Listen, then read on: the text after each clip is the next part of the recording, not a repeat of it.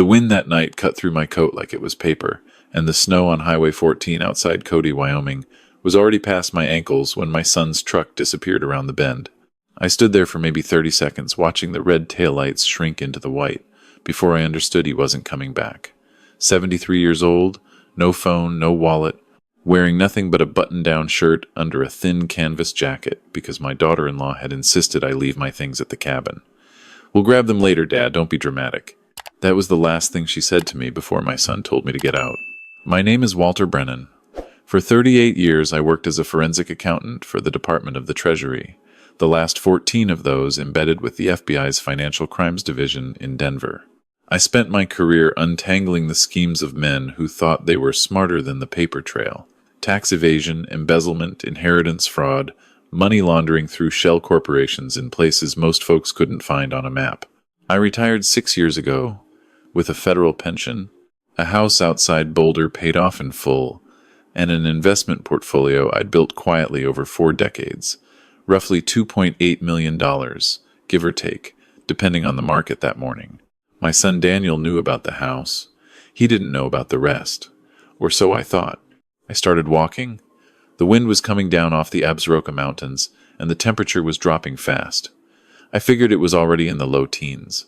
My fingers had stopped hurting after the first mile, which I knew from my Boy Scout days was a bad sign. I kept walking anyway, because the only other option was sitting down in a snowdrift, and I wasn't ready to die yet. Not over this. Not because of her. Let me back up. 2 years before that night, my son Daniel met a woman named Vanessa at a real estate conference in Phoenix. He was 41, divorced once already, working as a regional manager for a hotel chain. Vanessa was 34, a self-described luxury property consultant, which I later learned meant she sold timeshares and got fired from 3 different brokerages for misrepresenting square footage. They were married within 7 months. I drove down to Phoenix for the wedding because that's what fathers do. I shook her hand, smiled at the photographer, and felt something cold settle in my chest the moment she said, "Daddy Walter, Daniel's told me so much about your beautiful home." Daddy Walter. I'd known the woman for 45 minutes. The first year of their marriage, Daniel called me maybe 4 times. The second year, the calls increased, but the subject was always money. Vanessa wanted to start her own brokerage. Vanessa needed help with a down payment on a Scottsdale condo. Vanessa's mother was sick, and the medical bills were piling up.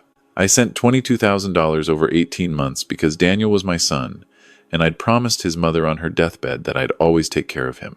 Margaret had been gone 11 years by then, but a promise is a promise. Then, in October of that year, Daniel called and said he and Vanessa wanted to take me on a trip. A father-son bonding weekend at a cabin Vanessa's family owned outside Cody, Wyoming. Just the 3 of us. Beautiful country, fresh mountain air. He sounded different on that call. Softer. Like the boy he used to be. I said yes before I'd thought it through. I should have thought it through. The cabin was real, but it didn't belong to Vanessa's family. I figured that out the second day when a propane delivery truck pulled up and the driver asked for someone named Mr. Halverson. Vanessa intercepted him at the door, signed something quickly, and waved him off. When I asked her about it, she laughed and said her mother had remarried a Halverson years ago, and she still forgot to update the paperwork. The lie was clumsy. I'd been listening to liars for 40 years. I made a mental note and kept smiling. That night, Daniel was quiet at dinner. He drank more than I'd ever seen him drink. 3 bourbons before the meal, 2 glasses of wine with it. Vanessa kept refilling his glass and rubbing his shoulder and whispering things in his ear. Around 10 o'clock, she suggested I might want to sit by the fire while they cleaned up. I said sure. I sat in that big leather chair facing the fireplace, and through the reflection in the dark window beside it, I watched her hand my son a folded piece of paper. He read it. He nodded. He drank some more. I didn't sleep much that night. The next morning, the storm Vanessa had supposedly not known was coming rolled in from the northwest. By noon, there was 8 inches on the ground. Around 2 in the afternoon, Daniel told me to get my coat on. We were going to drive into town for supplies before the roads closed. Vanessa would stay back and start dinner. I knew the moment he said it that I wasn't coming back to that cabin. I knew it the way you know a man is lying when he won't meet your eyes.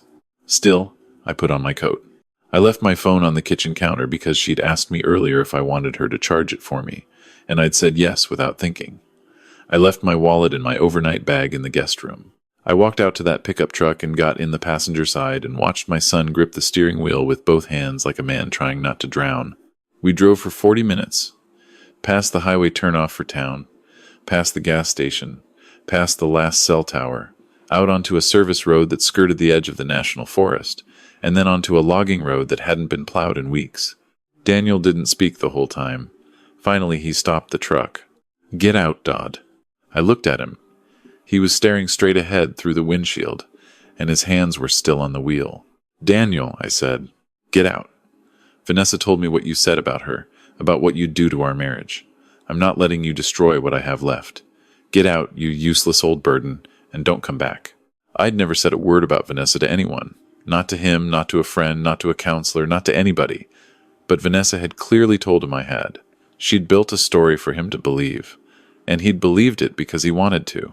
Because believing it gave him permission to do what she'd been preparing him to do for months. I got out. He drove away. I started walking.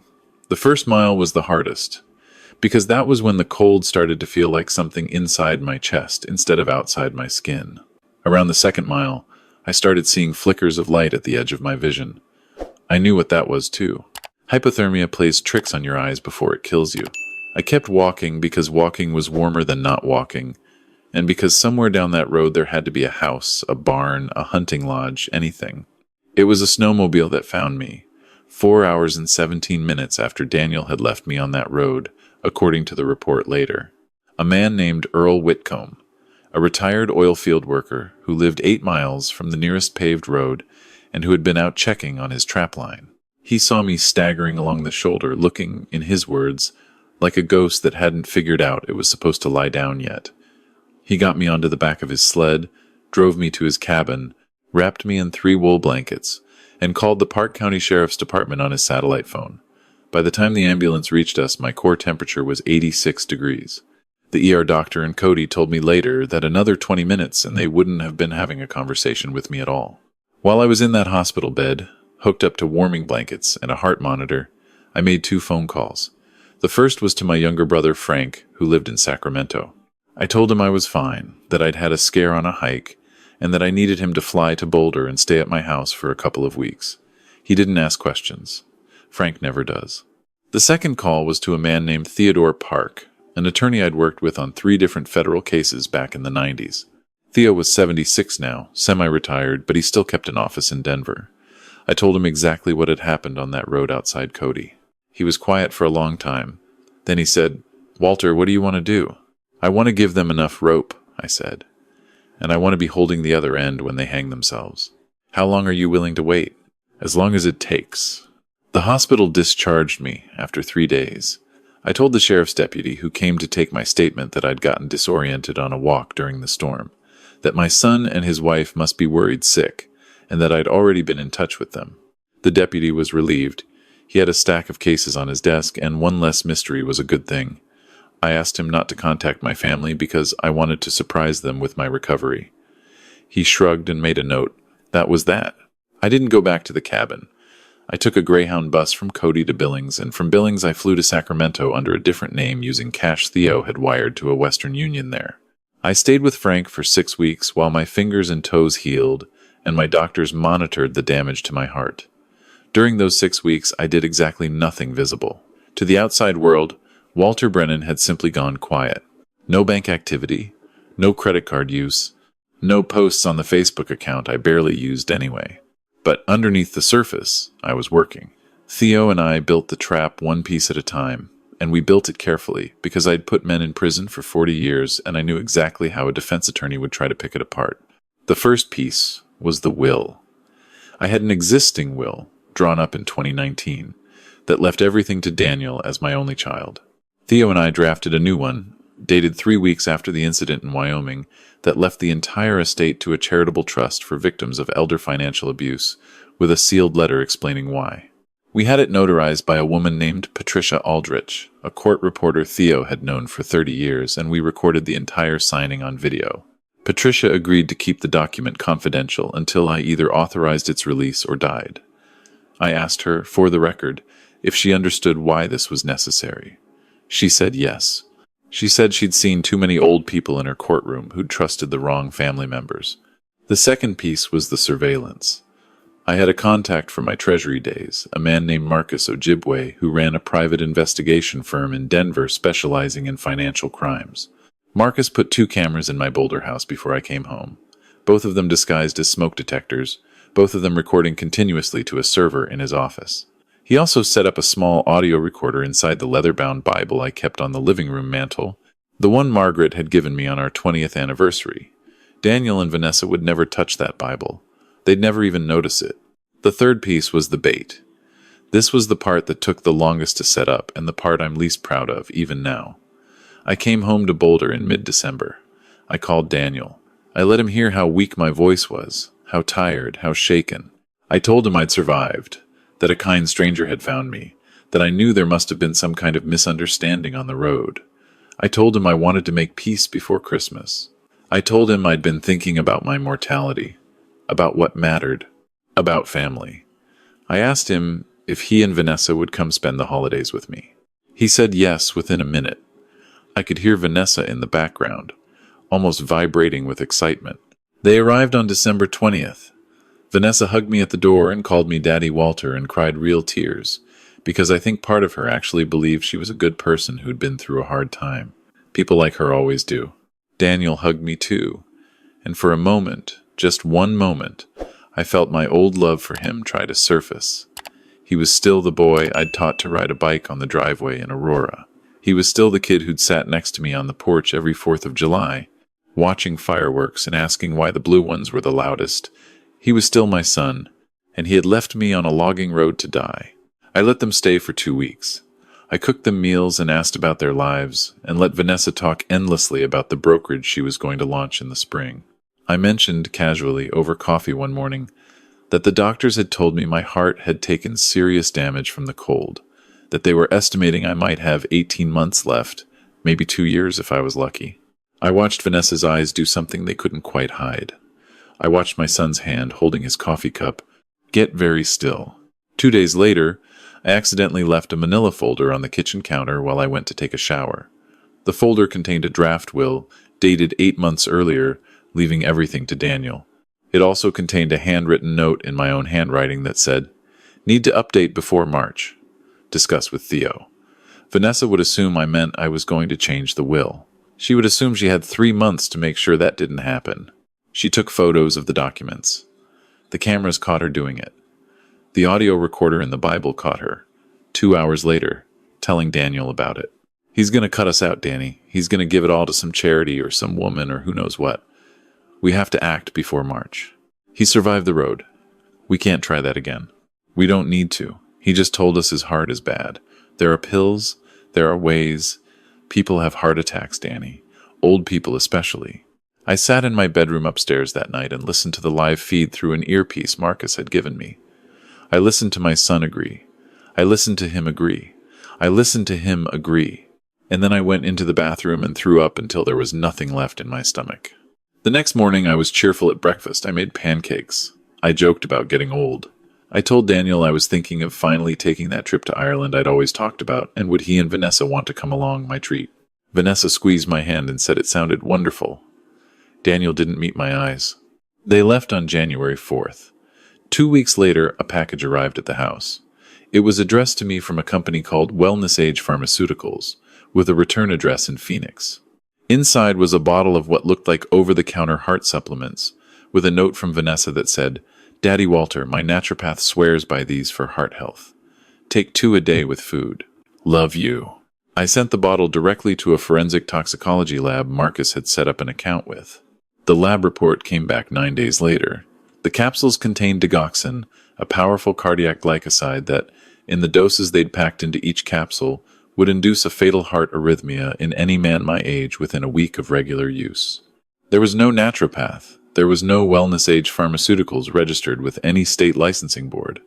The Phoenix return address was a UPS store mailbox that Vanessa had rented under a fake name 3 weeks earlier. Marcus had documented all of it. That was when I called the FBI.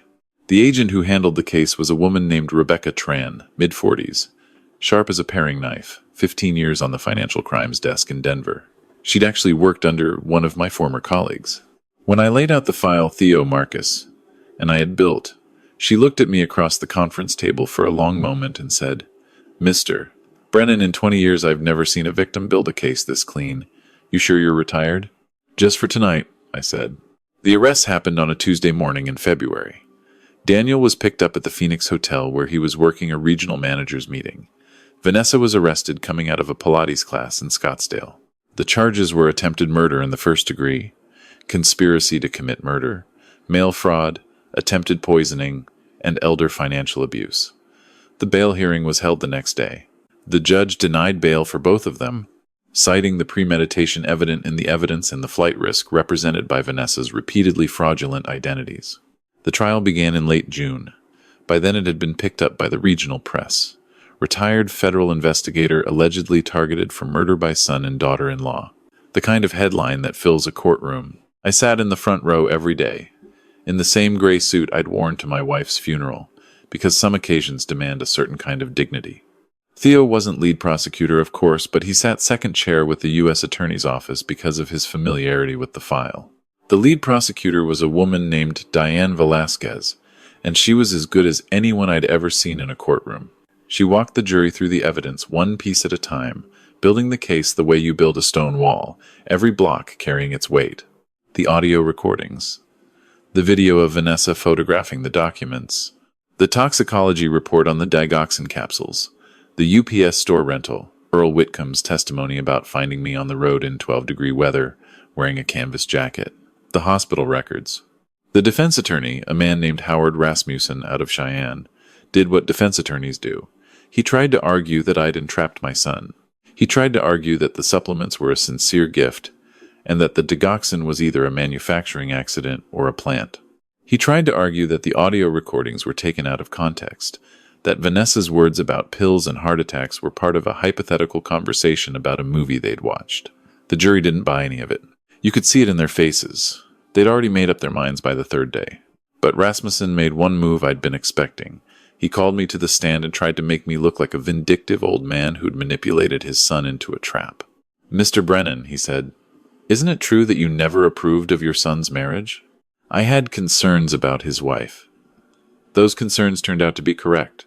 And rather than express those concerns to your son directly, you set up an elaborate scheme involving hidden cameras, a fake will, and federal investigators. I expressed my concerns to my son the night I survived a logging road outside Cody, Wyoming. He chose to believe his wife instead. After that, talking didn't seem like a productive option. "You wanted them to commit these crimes, didn't you, Mr. Brennan?" I looked at him for a long beat. Then I looked at the jury. "Mr. Rasmussen, I gave them the chance to do nothing. I gave them the chance to enjoy a Christmas with me. I gave them the chance to go home, live their lives, and inherit my estate in the natural course of things, which would have happened in my lifetime anyway, because I'd already planned to leave Daniel a substantial gift. They chose instead to mail me a bottle of cardiac poison disguised as vitamins. I didn't make that choice for them, I just made sure there was a record of it." Rasmussen tried to follow up. The judge sustained the prosecution's objection before he could finish his sentence. He sat down. I was excused. As I walked back to my seat in the gallery, I caught Daniel's eye for the first time in months. He looked away. The verdict came on a Friday afternoon. Guilty on all counts for both defendants. The courtroom was silent for about 2 seconds, and then Vanessa started screaming. Not crying. Screaming. The bailiffs had to physically restrain her. Daniel sat motionless, staring at the table in front of him, like a man who'd just realized he'd been holding a losing hand the whole time and had bet everything anyway. Sentencing was 3 weeks later. The judge, a no-nonsense woman named Eleanor Whitfield who'd sat on the federal bench for 22 years, sentenced Daniel to 22 years in federal prison without possibility of parole for the first 15. She sentenced Vanessa to 28 years, citing her role as the architect of the conspiracy. Several people in the gallery, including a few who'd come every day just to watch, applauded when the gavel came down on Vanessa. Whitfield silenced them, but I caught the smallest movement at the corner of her mouth. She'd seen what we'd all seen. She'd weighed it accordingly. Restitution was set at $612,000, joint and several. Their assets were frozen and seized within the week. The Scottsdale condo, the 2 leased BMWs, Vanessa's jewelry, the boat Daniel had bought the year before. None of it touched the total, but it was something. After the sentencing, I asked the bailiff if I could have a minute with my son. He looked at the judge. She nodded once. Daniel was brought over to the rail in his shackles. He couldn't quite look at me. "Daniel," I said. He didn't answer. "You remember when I taught you to play poker on the back porch in Aurora? You were maybe 10 years old. You kept trying to bluff me because you'd seen it in a movie. And I told you something. Do you remember what I told you?" He shook his head once. "I told you that bluffing only works if the other player can't see your hand. And I told you that some people, son, can always see your hand. They've been looking at hands their whole lives. They know what a tell looks like before you know you've made one." He finally looked up at me. His eyes were red and empty. "I could see your hand the night you stopped that truck," I said. "I could see it the day you walked through my front door at Christmas. I could see it every single time you smiled at me across the dinner table while she was upstairs writing the prescription for my death. I just wanted to make sure the law could see it too." "Dad," he whispered. "Dad, I'm sorry." I looked at him. I looked at the boy I'd raised, the boy who was gone now, replaced by a man who had mailed me poison and called me daddy in the same week. "I know you are," I said. "But sorry doesn't put the pills back in the bottle." I walked out of the courthouse into a bright Colorado afternoon. Theo was waiting for me on the steps. He didn't say anything. He just put his hand on my shoulder for a minute and then walked with me to the car. I sold the Boulder house in September. A young couple from Austin bought it for $940,000, and they were lovely people, and I was glad it would be filled with their voices instead of my memories. I moved to a small place in Bend, Oregon, a one-story with a garden and a view of the Cascades from the back deck. Frank came up to help me unpack. We drank a bottle of bourbon together that first night and talked about Margaret and about the boy Daniel had been before everything went wrong, and then we didn't talk about him again. I gave away most of the money, $800,000 to a foundation that helps elderly Americans recover from financial abuse by family members, $600,000 to a legal aid organization in Wyoming that provides free representation to seniors who've been victimized in inheritance fraud schemes, $400,000 to fund a lecture series at the University of Colorado on detecting and preventing elder exploitation. I kept enough to live comfortably for whatever years I have left, and I set up a small annuity for Frank because he's my brother, and I love him, and he never asked me for a thing. Vanessa filed an appeal 6 months into her sentence. It was denied. She filed another one. It was denied too. Last I heard, she'd been moved from the federal facility in Dublin, California, to a lower security camp in Texas, and she was working in the kitchen and writing letters to a true crime podcaster who'd taken an interest in her case. The podcaster eventually stopped responding. Daniel hasn't reached out. I haven't reached out either. Maybe one day I will. Maybe one day I'll drive to the prison in Florence and sit across from him and try to understand what happened inside his head during those months when he was choosing between his father and his wife. Or maybe I won't. Maybe some doors, once they close, are not meant to be opened again, and the wisdom of getting older is knowing which is which. I play chess most mornings now, on the back deck with my coffee, online, against strangers. It's a quiet game, chess. You sit there and you think about what your opponent might do, and you think about what you might do in response, and you try to see the board not just as it is, but as it will be in 3 or 4 moves. Most people, even good players, only think one move ahead. They see the immediate threat, and they react to it, and by the time they realize the real attack was coming from somewhere else entirely, the game is already over. My father taught me chess on a card table in the basement of our house in Cleveland when I was 8 years old. He told me something then that I never forgot. He said, "Son, the man who wins is rarely the man with the best position. He's the man who saw the position coming." I saw it coming. From the moment my daughter-in-law called me Daddy Walter at her wedding, I saw it coming. I just didn't want to be right. Sometimes sitting on my deck in Bend, watching the morning light come down off the mountains, I think about Earl Whitcomb on his snowmobile out there in the Wyoming snow. I think about how easy it would have been for him to take a different route that day, to stay home, to check his trap line an hour later. I think about how the entire rest of my life, every cup of coffee, every chess game, every quiet morning, exists because one stranger decided to do his rounds at exactly the right time. I sent Earl a check last spring, enough to pay off his cabin and buy a new snowmobile. He sent it back with a note that said he was glad I was alive and that he hadn't done anything any decent man wouldn't have done. I framed the note. It hangs above my desk now, next to a photograph of Margaret and a small wooden chess piece, a white king, that I keep there to remind me what I learned the hard way. You can't always trust the people who share your blood. But every once in a while, a stranger in the snow will save your life for no reason other than that he's a good man, and that's enough to keep you believing in something. That's enough.